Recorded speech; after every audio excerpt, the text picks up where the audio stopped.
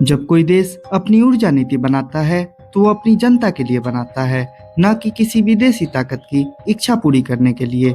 नमस्कार दोस्तों, आपका स्वागत है टीवी हिंदी के इस नए एपिसोड में।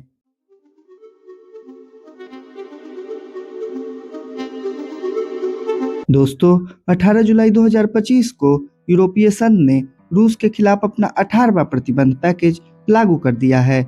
इस बार निशाना था भारत के गुजरात में स्थित नायरा एनर्जी, जो रोसनेफ्ट से जुड़ी है। यूरोपीय संघ को इस बात से आपत्ति थी कि भारत रूस से सस्ता क्रूड खरीदकर उसे रिफाइंड तेल के रूप में पश्चिमी बाजारों में भेज रहा है।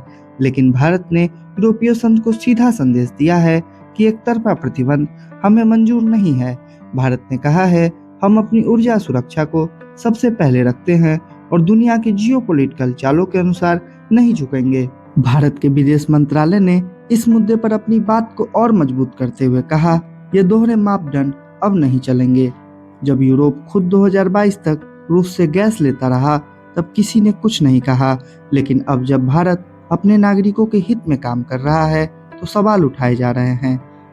विदेश मंत्रालय ने नाटो की चेतावनी को साफ तौर पर खारिज करते हुए कहा, भारत की नीति भारत तय करेगा, कोई तीसरा देश नहीं। पेट्रोलियम मंत्री श्री हरदीप पुरी ने कहा, अगर रूस से तेल लेना बंद भी होता है तो भारत के पास और भी विकल्प हैं। हम वेस्ट एशिया, अफ्रीका और अमेरिका से ऊर्जा प्राप्त कर सकते हैं।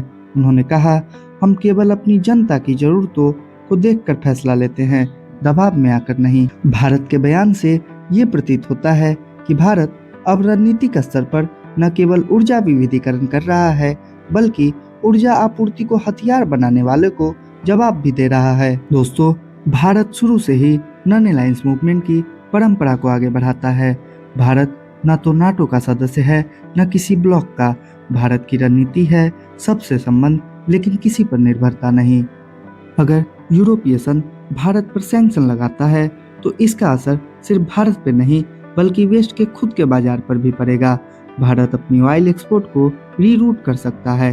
साथ ही भारत रिन्यूएबल एनर्जी, बायोफ्यूल और ग्रीन हाइड्रोजन जैसे विकल्पों को तेजी से आगे बढ़ा रहा है।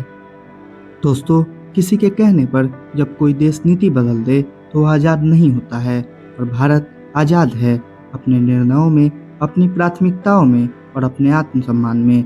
जब यूरोप थमता है, भारत तब भी आगे बढ़ता है, और ये नया भारत निर्भीक, निडर और निर्णायक है। अगर आपको लगता है कि भारत को अपनी नीति खुद तय करनी चाहिए तो वीडियो को लाइक करें, अपने विचार कमेंट में जरूर बताएं और चैनल को सब्सक्राइब कर लें।